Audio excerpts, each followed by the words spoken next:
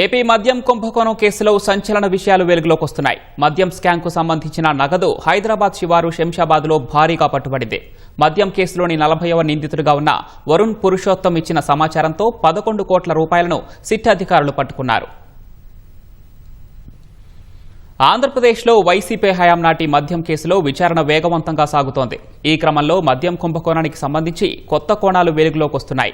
మద్యం కేసులో 40వ నిందితుడిగా ఉన్న వరుణ్ పురుషోత్తం నేరాన్ని అంగీకరించి సంచలన నిజాలు వెల్లడించారు. మద్యం కుంభకోణానికి సంబంధించి నగదు నిల్వల వివరాలను సిట్ అధికారులకు తెలిపారు. నిందితుడు వరుణ్ పురుషోత్తం ఇచ్చిన సమాచారంతో శంషాబాద్లో నగదు డంప్ని సిట్ అధికారులు పట్టుకున్నారు.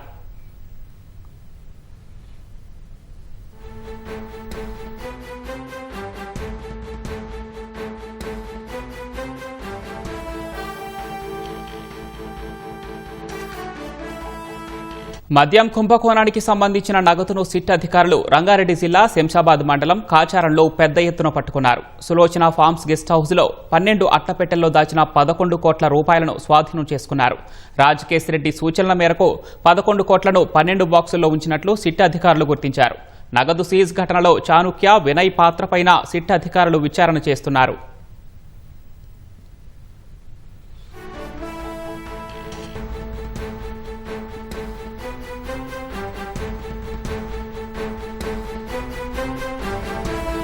మద్యం కుంభకోణంలో దాదాపు 3,500 కోట్లకు పైగా అక్రమాలు జరిగినట్టు సిట్ ప్రాథమికంగా గుర్తించింది. వైసీపీ ప్రభుత్వంలో ముఖ్య నేతల పాత్రపై కూడా సిట్కు కీలక సమాచారం లభ్యమైనట్లు తెలుస్తోంది. పూర్తి ఆధారాలతో త్వరలో కొందరు పెద్ద తలకాయల పాత్ర కూడా బయటపడే అవకాశం ఉందని సమాచారం.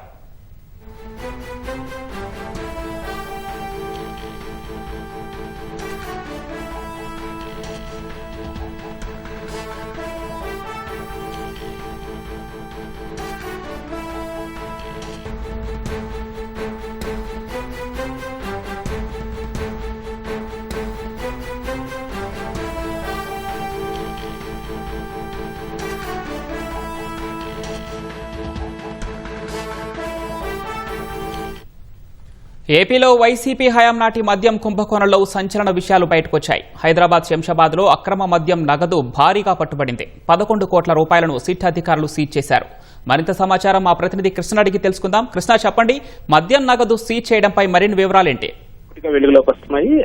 వైసీపీ ప్రభుత్వ హయాంలో జరిగిన ఈ కుంభకోణంలో దాదాపు 3,500 కోట్ల రూపాయలకు పైగా కుంభకోణం జరిగినట్లు అటు సిట్ అధికారులు చెప్తున్నారు. అయితే ఇటు నిందితుల నివాసాలు అలాగే కార్యాలయాల్లో సోదాలు చేస్తూ ఒక్కొక్కరిని కూడా అరెస్ట్ చేసి విచారణ అనేది ముందుకు తీసుకెళ్తూ వస్తున్నారు. అయితే తాజాగా చూస్తే ఇవాళ 11 కోట్ల రూపాయల నగదు అనేది పెద్ద మొత్తంలో పట్టుబడింది. ఇది రంగారెడ్డి జిల్లా శంషాబాద్ మండలం కాచారంలోని సులోచన ఫామ్ హౌస్ లో ఈ మేర పెద్ద భారీగా నిల్వ ఉంచిన నగదు డంపును పెద్ద మొత్తంలో సిట్ అధికారులు సీజ్ చేశారు. మొత్తం 12 బాక్సుల్లో వీటిని భద్రపరిచి ఈ 11 కోట్ల రూపాయలను ఏదైతే భద్రపరిచారో దాన్ని మెరుపుదాడి చేసి ఈ మేర ఈ 11 కోట్ల రూపాయలను సీజ్ చేసినట్లుగా తెలుస్తుంది.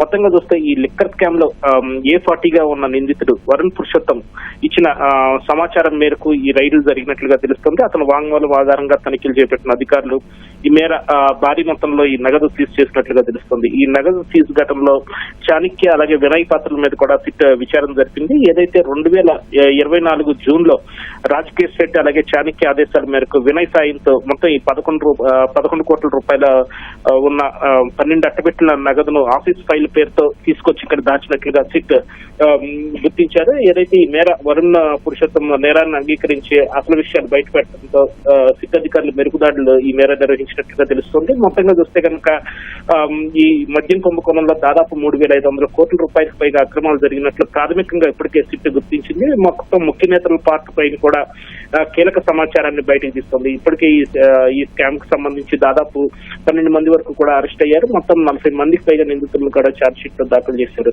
మొత్తం అంటే కూటమి ప్రభుత్వం వచ్చిన కొత్తలో గత ప్రభుత్వ హయాంలో జరిగిన మద్యం కుంభకోణం వల్ల దాదాపు 19,000 కోట్ల రూపాయల వరకు కూడా రాష్ట్ర ప్రభుత్వ ఖజానాకు నష్టం వాటిల్లిందని చెప్పి ఒక శ్వేతపత్రాన్ని కూడా విడుదల చేసింది. ఆ కోణంలో మొత్తం ఉన్న దీనిపై సీరియస్ గా తీసుకుని ఒక్కొక్కరిని బయటికి తీసుకొచ్చే విధంగా కూడా కూటమి ప్రభుత్వం ముందుకెళ్తుంది. ఇందుకు అనుగుణంగానే సిట్ విచారణ దర్యాప్తు కూడా ముమ్మరం చేసింది. అయితే ఇప్పుడు వరకు కేవలం సూత్రధారులు మాత్రమే ఒక్కొక్కరిగా అరెస్ట్ అవుతున్నారని, త్వరలోనే పాత్రధారులను కూడా వెలుగులోకి తీసుకొచ్చి వారిపైన కూడా చట్టపరంగా చర్యలు ఉంటాయని చెప్పి ప్రభుత్వ వర్గాలు చెబుతున్నాయి. ధన్యవాదాలు కృష్ణ.